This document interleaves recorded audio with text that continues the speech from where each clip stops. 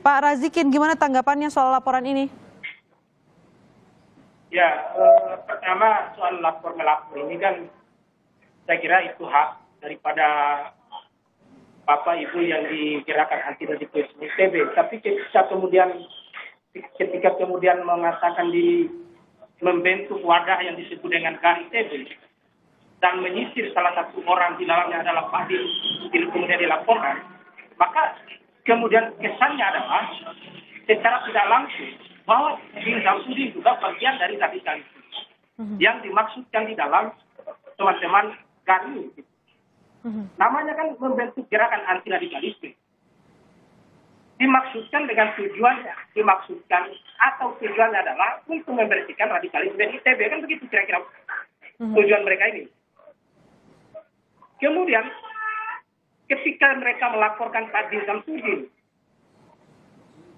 ya dengan sendirinya tudingan bahwa Pak Din Samsudin radikalisme sebagai tokoh atau dalang radikalisme itu juga tersilas kena kepada Din Samsudin.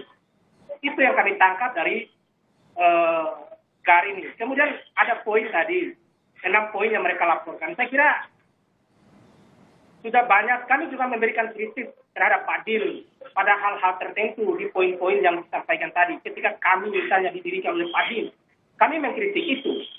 Saya kira apa yang menjadi poin dari laporan mereka 6 poin ini, tidak ada yang terlalu urgent, yang terlalu mendesak untuk dipersoalkan. Saya kira alasan-alasan mereka tidak ada mendasar. Yang kami lihat adalah poin-poin itu dipungut di jalan aja. Tidak ada hal yang krusial yang mereka lakukan atau pasti lebih mendalam terhadap apa pelanggaran dilakukan oleh Pak Din, kira begitu. Poin-poin yang dilaporkan oleh GAR ITB dinilai oleh PP Pemuda Muhammadiyah ini tidak berdasar begitu. Tanggapannya Bu Sinta, apa yang menurut GAR ITB ini poin-poin ini melanggar kode etik? Begini, mungkin saya perlu menanyakan dulu ke Pak Razikin, apakah Pak Razikin sudah pernah membaca keseluruhan surat yang GAR ITB laporkan kepada KASN? Saya sudah baca poin-poin itu yang sudah beredar di media, ya. Saya sudah baca soal dasar hukum dan seterusnya, kita bisa berdebat. Maksud saya begini, beberapa hari yang lalu Presiden Joko Widodo di Istana Negara menyampaikan di Hari Pers Nasional mengatakan silakan memberi kritik kepada pemerintah. Artinya apa? Presiden ingin mengatakan bahwa kita harus mengakhiri perdebatan-perdebatan tidak mendasar ini. Kita harus mengakhiri cekcok-cekcok yang tidak mendasar ini. Kita harus mengakhiri lapor-melapor atas dasar like and dislike. Kira-kira begitu, atas dasar perbedaan-perbedaan pandangan politik.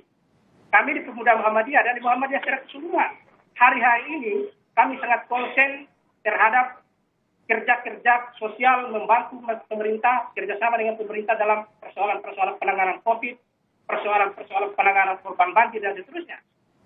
Kita ingin situasi ini damai, kita ingin situasi ini tenang-tenang, kemudian muncul gerangan-gerangan sempalan seperti GAR ini yang menimbulkan lagi soal-soal perdebatan yang tidak bermutu di media sosial, bahkan sampai sekarang yang kita perdebatkan ini. Okay.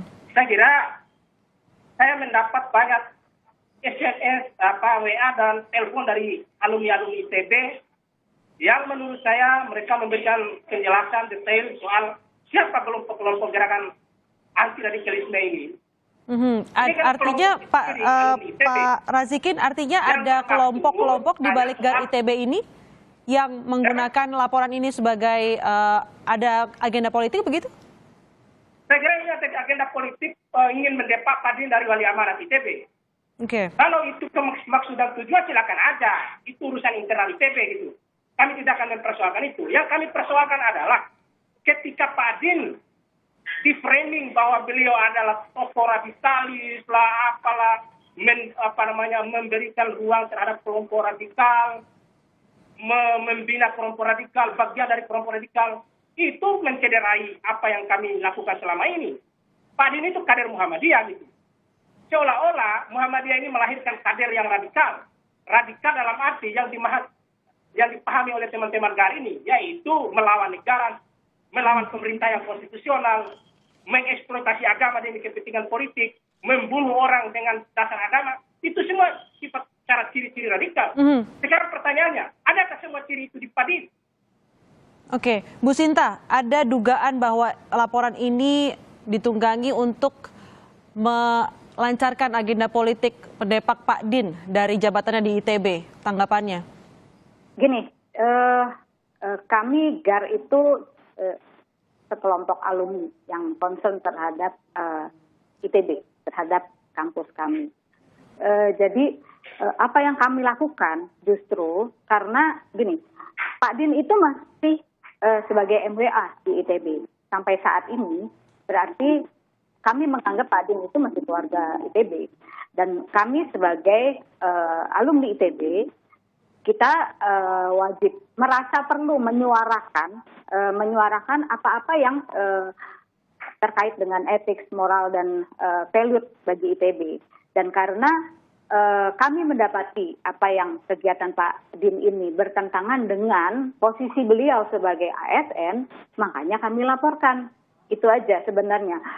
Mengenai bagaimana opini berkembang, sekali lagi yang Pak Rizikin sebutkan itu sama sekali nggak ada di surat ITB, di surat kami ya. Tuduhan-tuduhan segala macam kami nggak pernah ada nulis kayak gitu. Jadi apa yang kami laporkan adalah apa yang kami temukan di lapangan, dan itu bertentangan dengan dugaan bertentangan dengan pasal-pasal dalam ASN, dan itu pun kami laporkan. Hasilnya ya tergantung dari ASN, maksudnya dari KASN. Apakah itu dugaan kami benar, dugaan kami salah, itu kan yang memutuskan ASN. Kami nggak berhak memutuskan. Jadi karena mungkin rekan-rekan dari PP Muhammadiyah mungkin belum baca detail laporan kami, sehingga mereka mengambil kesimpulan masing-masing gitu ya. Sedangkan kami sendiri GAR itu tidak mau menyimpulkan apakah Pak Din itu radikal atau tidak.